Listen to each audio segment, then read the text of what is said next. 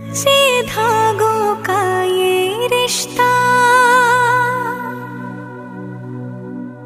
बन जाता है बचपन से,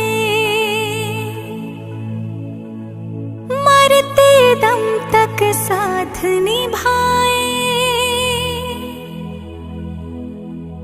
बंध के रक्षा